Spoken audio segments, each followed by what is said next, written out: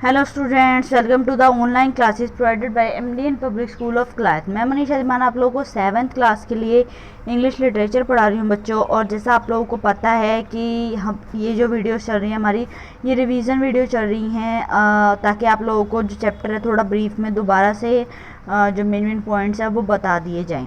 कल वाली जो वीडियो का लिंक है वो डिस्क्रिप्शन बॉक्स में है। कल भी रिवीजन वीडियो हुई थी हमारी, उसका लिंक आपको डिस्क्रिप्शन बॉक्स के अंदर मिल जाएगा। और अगर कोई प्रॉब्लम है तो उसके लिए आप कमेंट करके क्वेश्चन मेरे से पूछ सकते हैं, जो भी आपको पूछना हो। कल हम लोगों ने ये स्टोरी पढ़ी किंग के ऊपर, जो स्टोरी थी हमारी, इस स्टोरी का हम लगभग एक पार्ट कर चुके थे, जहाँ पे ये हर्मिट किंग आता है हर्मिट के पास क्वेश्चन पूछने। उसके लिए वो डिगिंग करता है, लेकिन सडनली क्या देखता है कि कोई भागता हुआ उधर से आ रहा है। तो फिर किंग देखता है कि सामने से कोई बियर्ड मैन यानी दाढ़ी वाला आदमी चला आ रहा है, और किसी ने उसके पेट पर क्या मार दिया है, काफ़ी ज़्यादा ज़ख्म हो चुका है और खून बह रहा है। तो किंग और हर्मिट क्या करते हैं, जैसे ही वो आदमी उनके पास पहुंचता है वो क्या हो जाता है, बेहोश हो जाता है। तो फिर किंग उसके सारे कपड़ों को उतार देता है और अपने रुमाल के साथ उस आदमी, वो जो बियर्ड मैन होता है, उसका सारा का सारा जहाँ से ब्लड फ्लो हो रहा था वहाँ पे ड्रेसिंग कर देता है। अब उस आदमी को थोड़ा बेटर फील हो रहा होता है, ठीक है। तो वो किंग से क्या मांगता है, थोड़ा सा वाटर मांगता है पीने के लिए और सो जाता है। तो उसके बाद सनसेट भी हो चुका था। तो किंग बोला कि इस वाउंडेड मैन को उसने हर्मिट के साथ उठा के कहाँ, हट में लिटा दिया। अब रात हो चुकी थी तो किंग भी उसके पास वहीं पर सो जाता है। ये देखो यहाँ पे इसकी पूरी मरहम पट्टी की, कपड़े उतार के। फिर जब सुबह वो उठता है बियर्ड मैन, तो काफ़ी वीक सी वॉइस में बोलता है, किंग उसके पास सो रहा होता है, कि मुझे माफ़ कर दो। तो वो उससे पूछता है कि माफ़ी क्यों मांग रहे हो। तो वो आदमी कहता है कि मैं जो है वो आपके बॉडीगार्ड से छुप के मैं आपको मारने के लिए आया था, रिवेंज लेने के लिए आया था, क्योंकि आपके जो फौज है उसने मेरे भाई को मार दिया था, मेरी सारी सेना को किल कर दिया, मेरा सारा राज्य छीन लिया था। तो मैं आपसे बदला लेने आया था ताकि मैं आपको मार के आपका राज्य छीन लूँ। लेकिन जैसे ही आप घोड़ा वहाँ छोड़ के, वन के अंदर छोड़ के, जंगल में छोड़ के आप आ गए, तो मैं वहीं पर छुपा बैठा था आपके इंतज़ार में। और आपके जो बॉडीगार्ड्स थे ना, उन्होंने क्या किया, उन्होंने मुझे पकड़ लिया और इस कारण मुझे घाव हो गए। वो बोलता है कि मुझे माफ़ कर दो, मुझसे गलती हो गई, मैं तुम्हें मारना चाहता था और तुमने मेरी जान बचाई। वो उनसे फॉरगिवनेस लेता है। तो किंग काफ़ी खुश हो जाता है और किंग उसको बोलता है कि भी मैं अपने नौकर तेरी सेवा के लिए भेजूंगा, अपने खुद के डॉक्टर्स भेजूंगा, और मैंने जो जो हथियार यानी जो इतनी भी तेरी प्रॉपर्टी है वो सारी मैं क्या कर दूंगा, वापस कर दूंगा।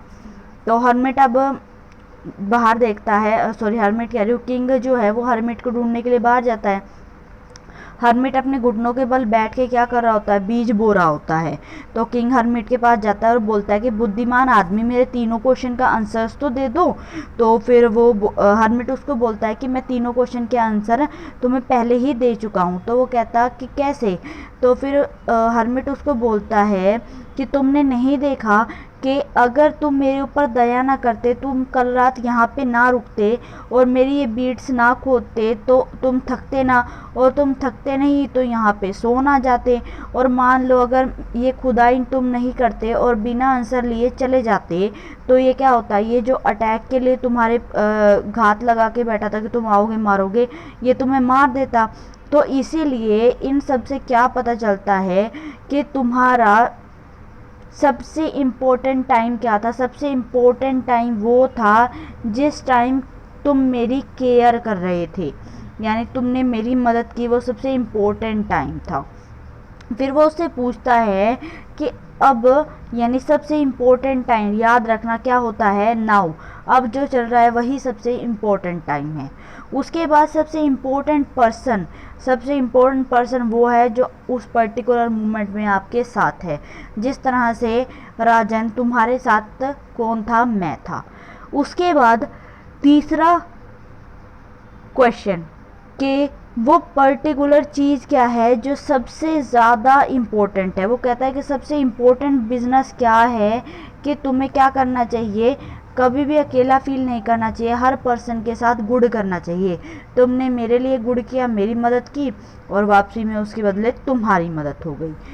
अब बच्चों एक चीज़ और बता दूं, आपका पेपर सैटरडे को है फर्स्ट, उसके बाद सेकंड आपका जो टेस्ट है वो है आपका मंडे को, यानी बीच में संडे को रेस्ट है सिर्फ। ठीक है, तो आपको जो आपका सेकंड टेस्ट है उसके लिए भी आपको क्या करना पड़ेगा, साथ साथ में प्रिपरेशन करनी पड़ेगी। तो आज आपका ये चैप्टर रिवाइज हो गया है फर्स्ट। मैं सोच रही थी आप लोगों को जो पोएम है आपकी वो स्क्वेरल वाली, उसको भी थोड़ा सा क्या करवा दूँ, रिवाइज करवा दूँ।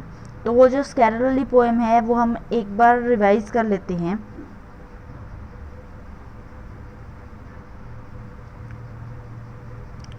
स्क्वेरल वाली पोएम के अंदर क्या था, स्क्वेरल वाली पोएम के अंदर लोडिंग हो रही है अभी।